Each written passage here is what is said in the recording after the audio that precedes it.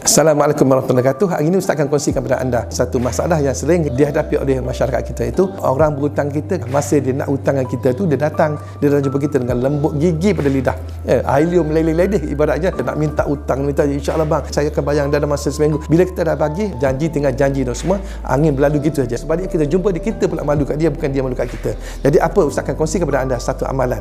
Amalan ni tuan-tuan semua tuan-tuan buat tuju pada dia, iaitu tuan-tuan baca ya muntaqim. Muntaqim, M-U-N-T-A-Q-I-M, ya muntaqim sebanyak 1000 kali. Tuan-tuan baca, tuju kepada orang tu. InsyaAllah tuan semua, kalau ada rezeki, insyaAllah Allah Ta'ala akan membukakan hati orang tersebut untuk datang bayar balik.